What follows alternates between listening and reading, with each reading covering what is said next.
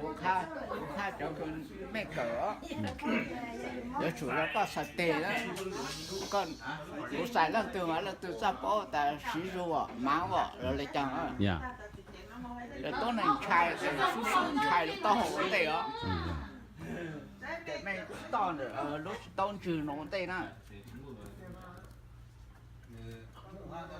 cho sau lúc hỗ trợ nó bị sao,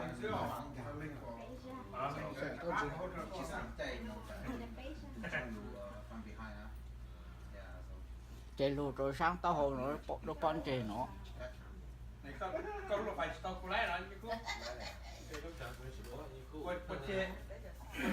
cô chi engine check chi đó Nó chỉ sử dụng là mà bán thì nó sợ. các cái cooling transmission nó start Còn chỉ còn chả mấy phí tụi tiền tiền.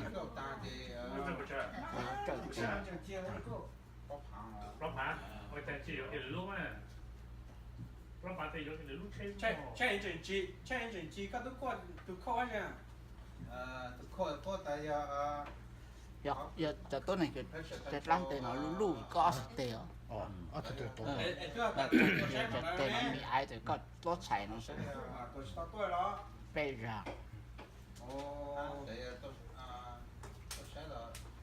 Mà số chỉ cho tròn trà tròn trắngคือnó là tiền lên để tàu nó xưa.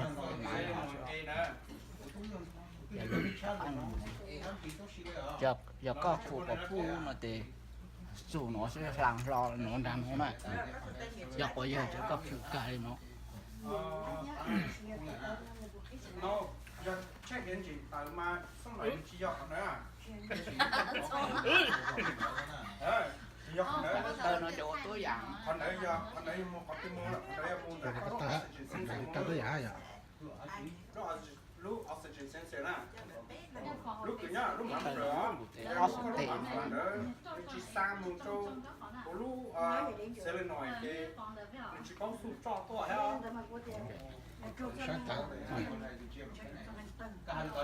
Rồi lúc quan kề. lúc ấy có một chỉ phăng thôi mà nếu mà ít lúc mà giờ lúc đi sensor mấy lúc mà giờ lúc air sensor giờ họ lúc nó mà nè send message to each other. Can you send message to loop solenoid transmission shift control? Yeah. Giờ ta lúc đó chủ yếu cái tất cả cái nó chỉ sợ thôi đó. Lúc O2 sensor, oxygen sensor. Yeah. Hắn đã mà xong lại mà do ta tỷ lúc họ mà do lúc thì họ Có chú cha đó. họ lúc làm để phải làm nó thì nó họ lúc nói họ lúc kha của sao cho sao cho một trong to to lúc cái cho nữa này ạ để lúc hết lúc chỉ